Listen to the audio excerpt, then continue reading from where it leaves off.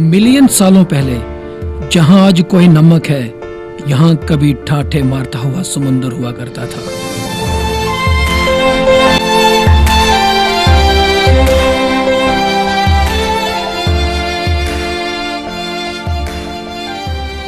और यहाँ मूंगे की चट्टानें यानी कोरल रीफ का एक तवील सिलसिला हुआ करता था।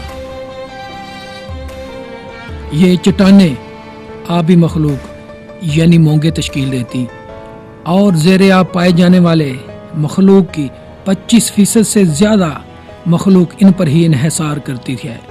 इनमें मछलियाँ, झींगे और दीगर आबी मखलूक बड़ी तादाद में रहश पजीर होते हैं, ऐसे कि जैसे इनके शहर आबाद हों।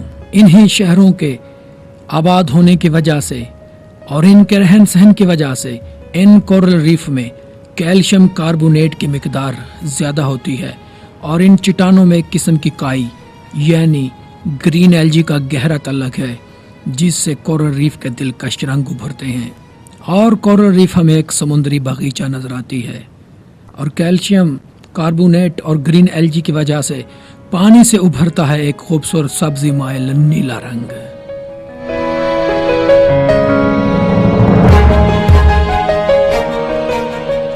ऐसा ही नीला रंग आपको नजर आएगा नीलावहन के खूबसूरत चश्मों में।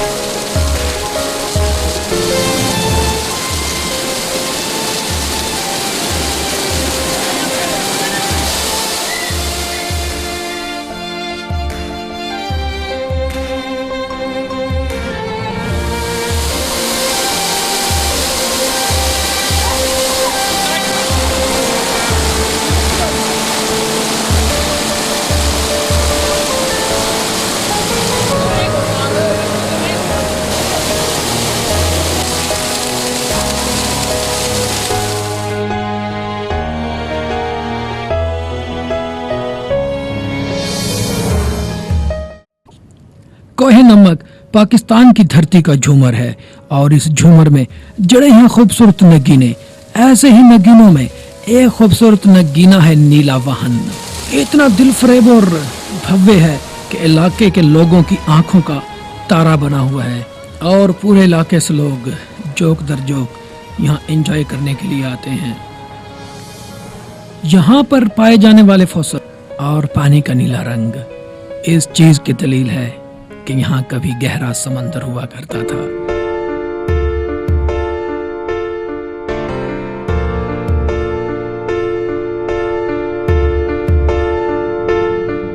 नीलावहन आने के लिए कल्लर कहार इंटरचेंज से सरगोदा रोड पर तकरीबन 20 किलोमीटर नूरपुर से थी आना पड़ता है।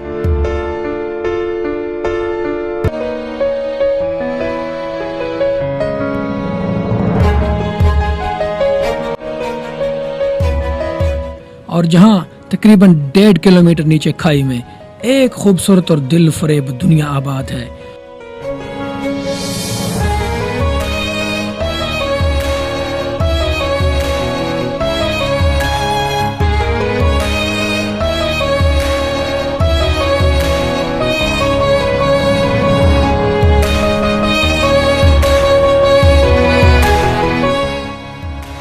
जहां पे आज कोई नमक खड़ा है, करोड़ों साल पहले यहाँ पे गहरा समंदर हुआ करता था, जो आहिस्ता आहिस्ता मिलियन सालों के बाद पीछे हटता चला गया और यहाँ पे समुद्री गारा जम गई और जमकर सख्त हो गई, जिसके अंदर बेशुमार फॉसिल्स बन गए।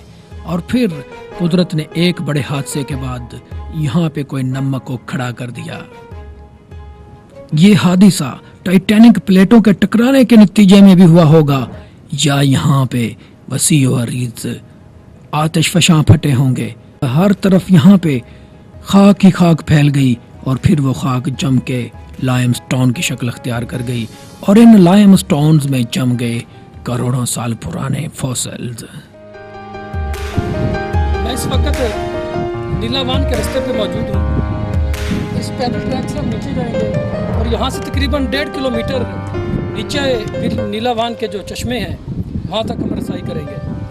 तो ये खूबसूरत सीनरी आप देख रहे हैं। सफ़र करूँगा, मेरे साथ साथ आप भी चाहते रहिए और ताकि आपको रास्ते का पता चल जाए, मेरे साथ एंजॉय करते रहिए। बहुत खूबसूरत लोकेशन है यहाँ पे। जो आप आगे बढ़ेंगे इसकी किस्म के खूबसूरत मनाजर जो हैं आपके साथ साथ चलते हैं। अल्लाह ताला ने बड़ी खूबसूरत सनाई की है, बड़ी खूबसूरत कारागरी की है इन चीज़ों में, तो हर देखने वाले को बहुत ज़्यादा अट्रैक्ट करती है। आप आएंगे तो आपको भी यकीन नहीं होगा। हम मुसलसल नीचे उतरते जा रहे हैं। तकरीबन 1.5 किलोमीटर का ये सफ़र है जो हमने नीचे उतरते हुए करना है। पहाड़ से उतरना कहते हैं कि बहुत आसान होता है, लेकिन पहाड़ पे चढ़ना खासा मुश्किल काम है। हम बड़ी आसानी से नीचे जा रहे हैं, ज़्यादा मुश्किल का सामना हमें वापसी पे होगा। मैं फॉसिल्स के बारे में ज़्यादा इल्म तो नहीं रखता, लेकिन चंद बुनियादी चीज़ों के बारे में मुझे पता है। और ये जो रॉक हंटिंग होती है उसके लिए सम टूल्स की ज़रूरत होती है। उसमें जैसे मैं ये एक पेचकस है मेरे पास, इसको सुंबी के तौर पे इस्तेमाल किया जा सकता है। कुछ और इंस्ट्रूमेंट्स हैं ये आप देख रहे हैं।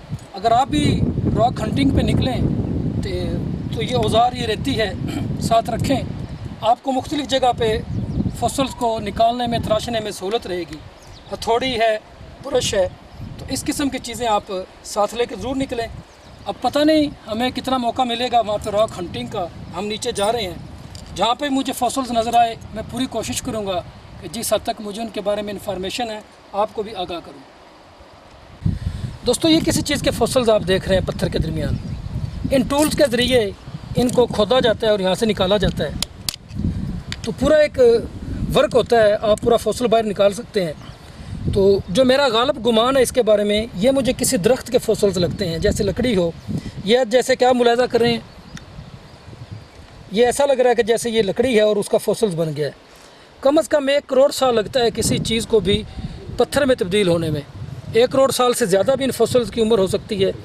तो ये जो फॉसिल्स आप देख रहे हैं, मेरे पास ऐसे टूल्स नहीं और ना मेरे पास इतना टाइम है कि इनको खोद के निकालूं और पूरा हम तज्ज़िया कर सकें कि किस चीज़ का फॉसिल्स है। लेकिन गालिब गुमान ये है कि ये कोई दरख्त था, उसके ये फॉसिल्स हैं। दोस्तों, मेरा इन चीज़ों के बारे में गुमान ये है कि जैसे ही कोरल रीफ्स हो,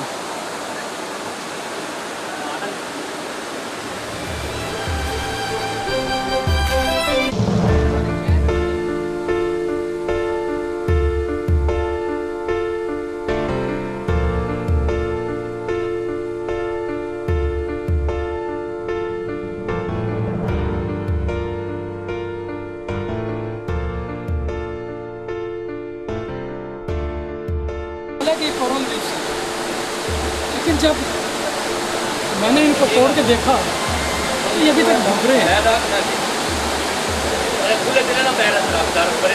इसलिए में पत्थर की तरह, जिससे मुझे डाउट हो रहा है जैसे यहाँ ऊपर से पानी गिरता है तो पानी की वजह से इन पत्थरों की या पौधों की जड़ें हैं जिन पर ये मिट्टी जमा होती है।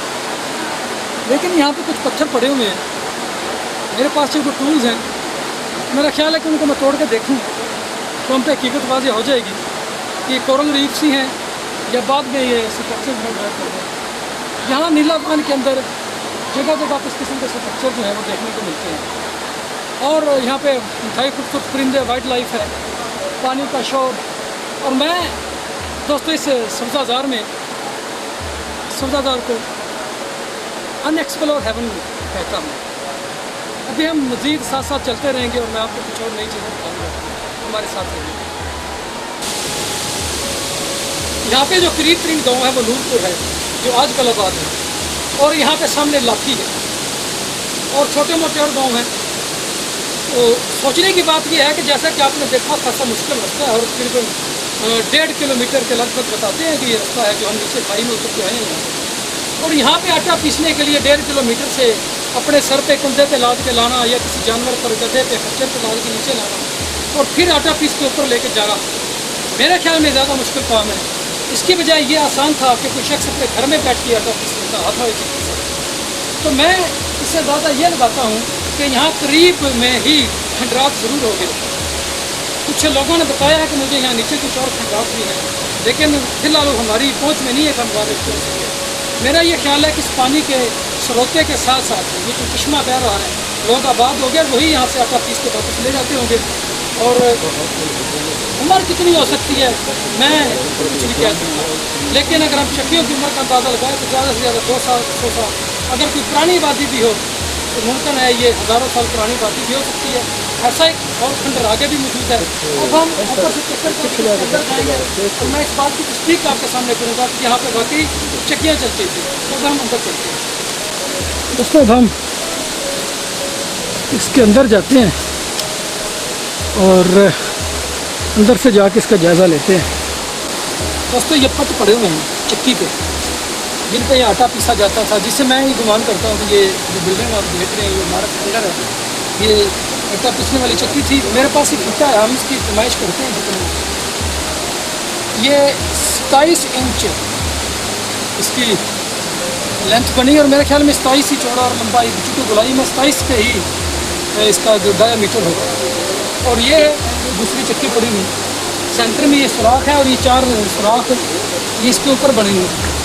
अब इनका क्या पर्पज़ है मैं कुछ नहीं बता सकता, क्योंकि मेरी फील्ड नहीं है। बेशुमार चीज़ों की इन्फॉर्मेशन मेरे पास नहीं होती, मैं बुनियादी इन्फॉर्मेशन जो है आपको प्रोवाइड करता हूँ। तब हम अंदर जाते हैं, देखते हैं अंदर क्या है।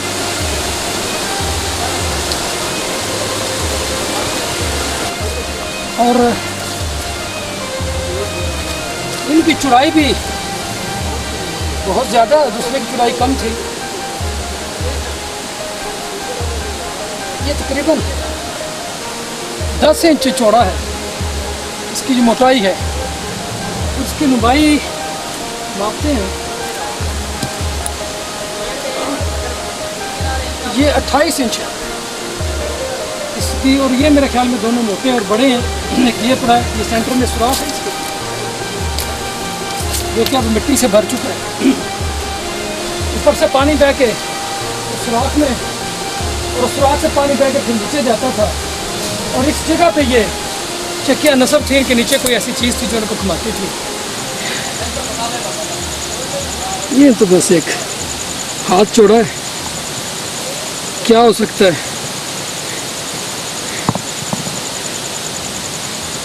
ऐसा लगता है जैसे कोई इसमें चीज़ पीसी जाती थी, कुछ चीज़ बिगड़ने वाली हो।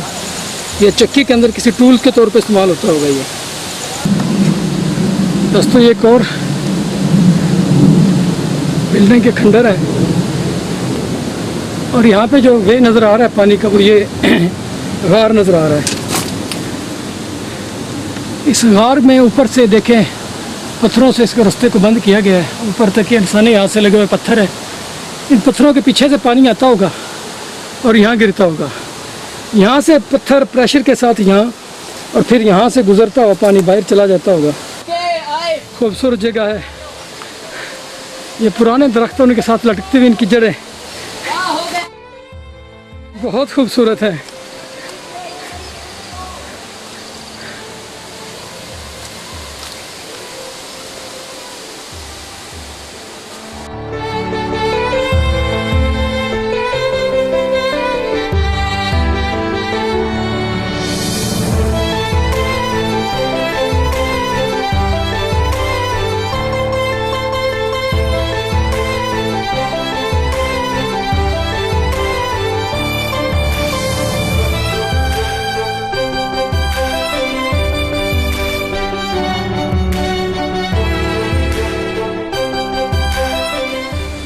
आप इसमें उपहार देख रहे हैं, ये रीफ की अहम निशानी है।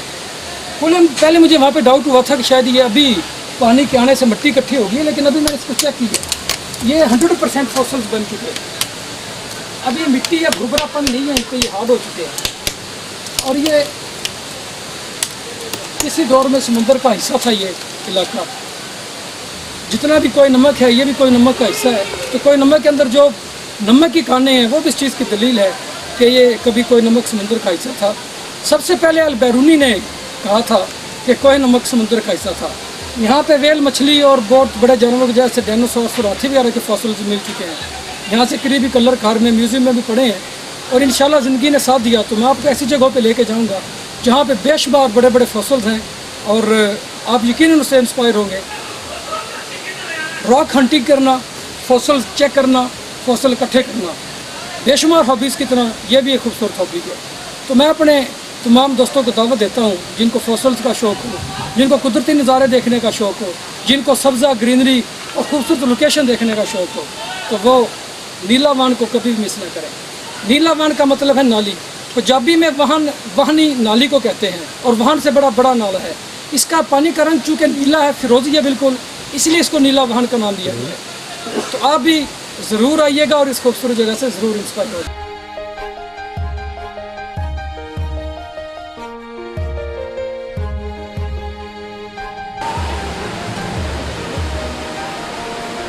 जैसे ये स्पंज होता है, जैसे ये एक टूटा हुआ हिस्सा मिल गया मुझे।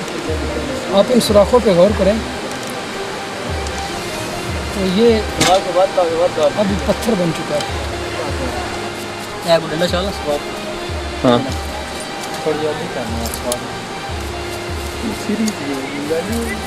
ये दोस्तों एक पीस है।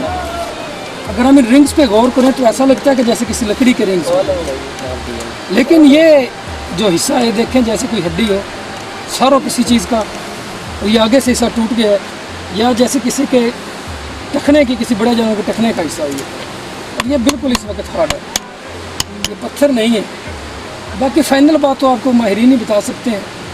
हम तो दावा देते हैं माहिरीन को भी वो आए यहाँ पे और इस किस्म के जो फॉसिल्स हैं उनको चेक करें ताकि कोई पेट राय उनके बारे में बन सके।